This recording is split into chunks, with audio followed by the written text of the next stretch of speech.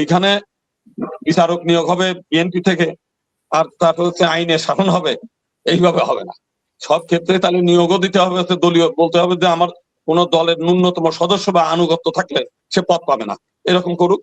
দেখবেন যে তখন এইটা করলে আর হবে না। এইটা করতে গেছিল গত এই যে অন্তর্বর্তীকালীন সরকারের সময়, বলছিল যে আমরা পরীক্ষা নিয়ে তারপরে হচ্ছে বিচারক নিয়োগ করবো, পারে নাই।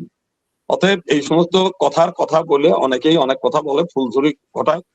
মানে মূল বিষয়টা হচ্ছে এদের হলো চেয়ার দরকার, ক্ষমতা দরকার। এই ক্ষমতা এবং চেয়ার আনার জন্য যার যখন যেটা মনে চায় এই কথা বলে মানুষকে বিভ্রান্ত করা, মানুষকে মানে সম্মোহিত করা, দুই ধরনের কাজই হয়। করে তারা ক্ষমতায় থাকতে চায়, ক্ষমতা খারাপ। ওই যে সংখ্যালঘু মানে না, জানা বলে না, তারা সংখ্যালঘু মানে না, একবার দেশের প্রধানমন্ত্রী সংখ্যালঘু বানায় দেবো, যে ঠিক আছে আমরা তো সেই 52 বছর ধরে প্রধানমন্ত্রী আমরা হলাম, রাষ্ট্রপতি আমরা হলাম, একজন হিন্দুরে আমরা প্রধান বানাই, ওই প্রধানমন্ত্রী বানায় দিই, গয়েশ্বর রায় বানায় দিই। তো তারা তো তা ছাড়বে না, পথ ছাড়বে না, চেয়ার আমার, বাকি টুক তোমরা। তো এইগুলো বলা সহজ, বলার কথা অনেকেই বলে। গোবিন্দদা আপনার কাছে আমি 30 সেকেন্ড চেয়ে নিচ্ছি হাসিনা আপা আপনার মাধ্যমে, কারণ একটা তথ্য, ঐতিহাসিক তথ্য ভুল হলে মানুষ ভুল মেসেজ পাবে। 1965 সালের পাক ভারত যুদ্ধের পরে পাকিস্তান সরকার হিন্দুদের প্রপার্টি আপনার এনিমি প্রপার্টি করেছিল।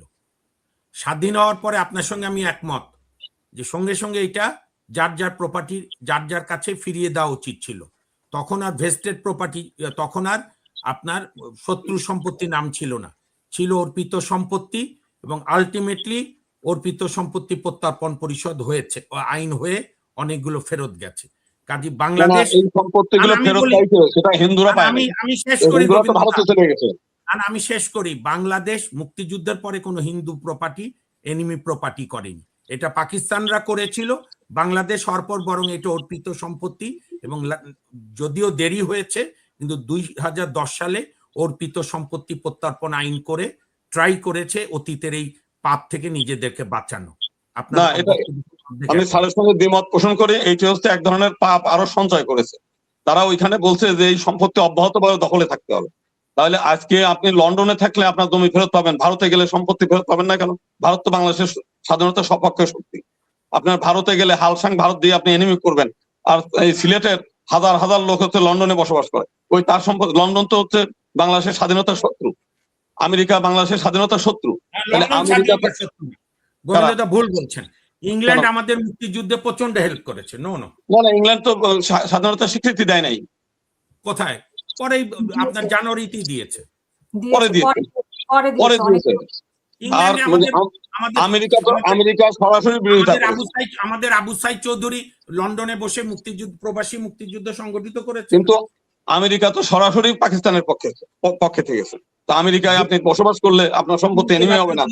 4/2/72 সালে, হ্যাঁ, কিন্তু ইউকে আমাদের স্বীকৃতি দিয়েছে 4/2/72-এ। শোনেন, আপনি আপনারটা বলেন, আমি আর বিরক্ত করব না।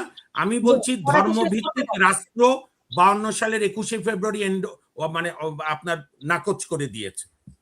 আপনার নাকচ করলে বাস্তবতা কি হয়েছে? 1965 সালে তো আমাদের সম্পত্তি এনিমি হয়েছে, সেখানে তো কোনো মুসলিমের সম্পত্তি এনিমি হয়নি। আপনার 1971 সালে আপনি যেটা বলেন ভেস্টেড প্রপার্টি হয়েছে 1974 সালে 1 জুলাই। তার আগ পর্যন্ত ওটা এনিমি নামই ছিল। বঙ্গবন্ধু এনিমি প্রপার্টি ওইটা অর্ডিন্যান্সটাকে আবার করেছে, মানে কন্টিনিউ করেছে। এখন এরা যার যার সুবিধা, যখন বঙ্গবন্ধু নিজেই করছে না, ওআইসিতে গিয়ে বাংলাদেশকে ইসলামী রাষ্ট্র ঘোষণা করছে না, উনি মাদ্রাসা বোর্ড করেছে না। না না, ইসলামিক রাষ্ট্র আপনি কেন বিকৃত করছেন? না না, আমরা ওআইসির মেম্বার হয়েছি, আমরা নিরপেক্ষ মেম্বার হয়েছি। ওআইসিটা কি? হ্যাঁ, কি এখানে ইসলামিক দেশগুলোর সঙ্গে উন্নয়নের কারণে সমাজ, আমরা মুসলিম দেশগুলো, আরে কি মুশকিল, আমরা জোট নিরপেক্ষ মেম্বার না? কারা? আমরা বাংলাদেশ জোট নিরপেক্ষ মেম্বার না? আমাদের ওআইসিটা তো ইসলামী রাষ্ট্র সমূহের সম্মিলিত একটা, আমাদের মানুষের নানা সুবিধা নেওয়ার জন্য। এবং উনি তো ঘোষণা করছে যে পৃথিবীর দ্বিতীয় বৃহত্তম মুসলিম অধ্যুষিত দেশ বাংলাদেশ, ইন্দোনেশিয়ার পরেই বাংলাদেশের অবস্থান। উনি নিজেকে ইসলামী করেছে, উনি নিজে বলছে যে ইসলামী আইনের বাইরে উনি কিছু করবেন না।